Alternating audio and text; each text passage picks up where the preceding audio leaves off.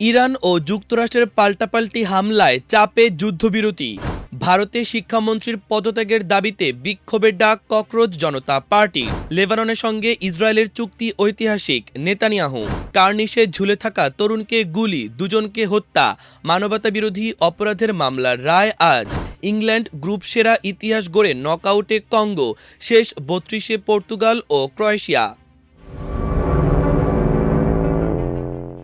Iran যুদ্ধ শুরুর পর থেকে হরমুজ প্রণালী কার্যত বন্ধ করে দেয় তেহরান। এতে শত শত জাহাজ উপসাগরীয় এলাকায় অবরুদ্ধ হয়ে পড়ে। এতে তেলের দাম রেকর্ড পরিমাণ বেড়ে যায়। বিশ্বজুড়ে সৃষ্টি হয় অর্থনৈতিক অস্থিতিশীলতা। তবে সমঝোতা স্মারকে সইয়ের পর জাহাজগুলো প্রণালীটি দিয়ে বের হওয়া শুরু করে। এতে সরবরাহ বৃদ্ধি পাওয়ায় কমতে শুরু করে তেলের দাম। যুক্তরাষ্ট্র চায় জাহাজগুলো হরমুজের দক্ষিণ দিকে ওমান উপকূল দিয়ে চলাচল করুক। এটি নিয়ে ইরানের তীব্র আপত্তি রয়েছে।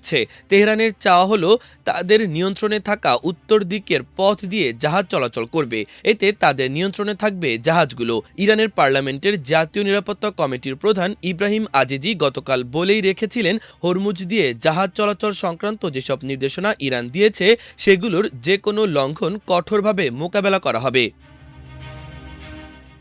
ভারতের বিতর্কিত নিট পরীক্ষার প্রশ্নপত্র ফাঁস এবং শিক্ষা ব্যবস্থার নজিরবিহীন অনিয়মের দায়ে কেন্দ্রীয় শিক্ষামন্ত্রী ধর্মেন্দ্র প্রধানের পদত্যাগ দাবিতে এবার ভারত জুড়ে তীব্র আন্দোলনের ডাক দিয়েছে ককরোচ জনতা পার্টি, সিজেপি।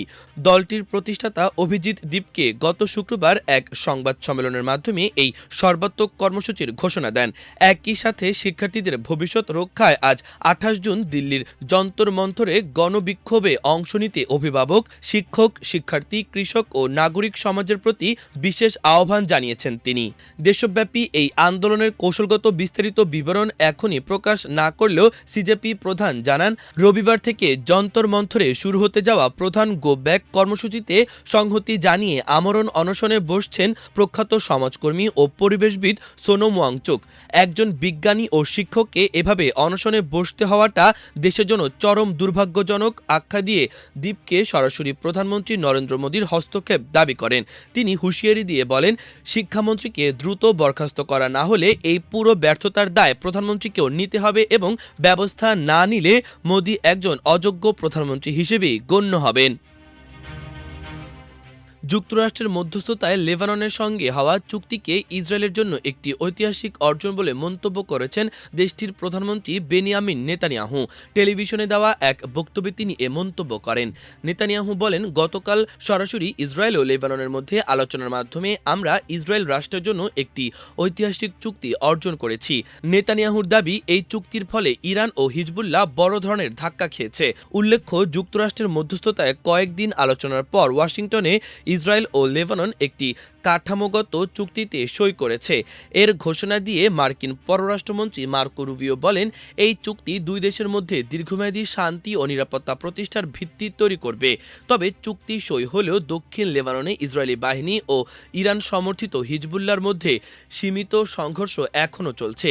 বিদ্যমান যুদ্ধবিরতি কার্যকর থাকলেও উত্তেজনা পুরোপুরি কমেনি। শুক্রবারের এই চুক্তিতে হিজবুল্লাহ অংশ নেয়নি।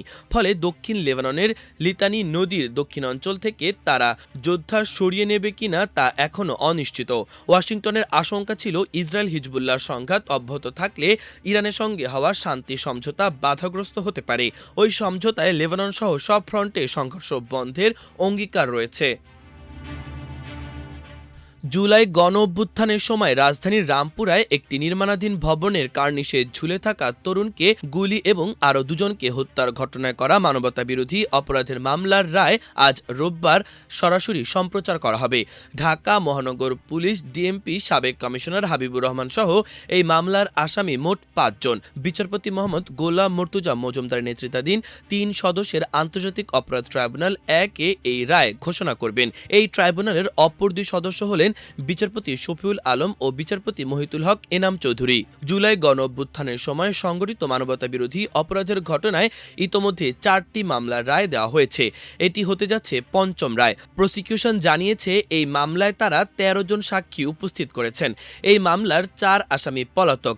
তারা হলেন ডিএমপির সাবেক কমিশনার হাবিবুর রহমান।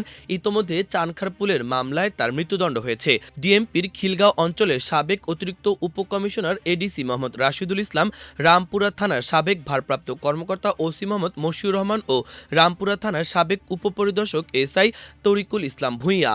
অপর আসামি রামপুরা পুলিশ ফাঁড়ির সাবেক সহকারী উপপরিদর্শক এএসআই চঞ্চল চন্দ্র সরকার কারাগারে আছেন। জুলাই গণঅভ্যুত্থানের সময় সংগঠিত মানবতাবিরোধী অপরাধের এই মামলার আসামিদের বিরুদ্ধে 3টি অভিযোগ আনা হয়েছে। প্রথম অভিযোগ হল 2024 সালের 19 জুলাই দুপুরে রাজধানীর রামপুরার বনশ্রী এলাকায় মোহাম্মদ নাদিম হোসেন নামের এক ব্যক্তিকে গুলি করে হত্যা করা। দ্বিতীয়ত, একই দিন বনশ্রী এলাকার একটি নির্মাণাধীন ভবনে ঝুলে থাকা আমির হোসেনকে গুলি করে গুরুতর আহত করা। তৃতীয় অভিযোগ হল 2024 সালের 19 জুলাই বিকেলে বনশ্রী এলাকায় 7 বছর বয়সী বাসিদ খান মুসার মাথা ভেদ করে গুলি, সেই গুলিতেই দাদি মায়া ইসলামকে হত্যা করা। গত বছরের 31 জুলাই চিফ প্রসিকিউটর কার্যালয়ে এই মামলার তদন্ত প্রতিবেদন দাখিল করে ট্রাইব্যুনালের তদন্ত সংস্থা। প্রতিবেদনে যাচাই বাছাই করে গত বছরের 7 আগস্ট আনুষ্ঠানিক অভিযোগ ট্রাইব্যুনালে দাখিল করে প্রসিকিউশন। একই বছরের 18 সেপ্টেম্বর আসামিদের বিরুদ্ধে অভিযোগ গঠন করেন ট্রাইব্যুনাল। এই মামলায় সাক্ষ্য গ্রহণ শুরু হয় 23 অক্টোবর আর সাক্ষ্য গ্রহণ শেষ হয় চলতি বছরের 13 জানুয়ারি। এই মামলায় যুক্তিতর্ক শেষ হয় 3 ফেব্রুয়ারি।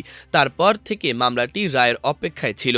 তারপর এই মামলার রায় 4 মার্চ ঘোষণার জন্য দিন ধার্য করেন ট্রাইব্যুনাল। তবে প্রসিকিউশনের আবেদনের পরিপ্রেক্ষিতে ওই দিন রায় ঘোষণা হয়নি। পরে গত 15 জুন এই মামলার রায় ঘোষণার জন্য নতুন করে দিন ধার্য করেন ট্রাইব্যুনাল। 2026 বিশ্বকাপের গ্রুপ পর্বের শেষ দিনের ম্যাচগুলোতে নকআউট পর্ব নিশ্চিত করেছে ইংল্যান্ড, পর্তুগাল, ক্রোয়েশিয়া ও গণতান্ত্রিক কঙ্গো। এর মধ্যে প্রথমবার মতো বিশ্বকাপের নকআউটে উঠে ইতিহাস গড়েছে গণতান্ত্রিক কঙ্গো। এল গ্রুপে পানামাকে 2-0 গোলে হারিয়ে 7 পয়েন্ট নিয়ে গ্রুপ চ্যাম্পিয়ন হয়েছে ইংল্যান্ড। প্রথমার্ধে গোলশূন্য থাকলেও বিরতির পর জুড বেলিংহাম ও অধিনায়ক হ্যারি কেইনের গোলে জয় নিশ্চিত করে থ্রি লায়ন্সরা। এই জয়ে গ্রুপ সেরা হিসেবেই শেষ 32-এ উঠে ইংল্যান্ড। একই গ্রুপে ঘানাকে 2-1 গোলে হারিয়ে 6 পয়েন্ট নিয়ে রানার্স আপ হয়েছে ক্রোয়েশিয়া। লুকা মদ্রিচের কর্নার থেকে নিকোলা ভলাচিসের জয়সূচক হেডে গুরুত্বপূর্ণ জয় তুলে নেয় 2018 সালের রানার্স আপরা। তবে হারলেও 4 পয়েন্ট নিয়ে সেরা তৃতীয় স্থানধারী দলগুলোর একটি হিসেবে নকআউট নিশ্চিত করেছে ঘানা। অন্যদিকে কে গ্রুপে উজবেকিস্তানের বিপক্ষে 10 মিনিটে পিছিয়ে পড়েছিল গণতান্ত্রিক কঙ্গো। তবে দ্বিতীয়ার্ধে দুর্দান্ত প্রত্যাবর্তন করে তারা। ইওয়ান ইউসার জোড়া গোল ও ফিস্তন মাইলের 1 গোলে 3-1 ব্যবধানে জয় তুলে নিয়ে প্রথমবারের মতো বিশ্বকাপের নকআউট পর্বে জায়গা করে নেয় আফ্রিকার দলটি। এই গ্রুপে কলম্বিয়া ও পর্তুগালের ম্যাচটি গোলশূন্য ড্র হয়েছে। আগে থেকেই দুই দলের নকআউট নিশ্চিত থাকায় এই ড্রয়ে 7 পয়েন্ট নিয়ে গ্রুপ সেরা হয়েছে কলম্বিয়া আর 5 পয়েন্ট নিয়ে রানার্স আপ হিসেবে শেষ 32-এ উঠেছে পর্তুগাল। ফলে গ্রুপ পর্ব শেষে দুই গ্রুপ থেকেই নির্ধারিত হয়েছে নকআউট পর্বের গুরুত্বপূর্ণ লড়াইগুলোর সমীকরণ। মাল্টিমিডিয়া ডেস্ক, আমার দেশ।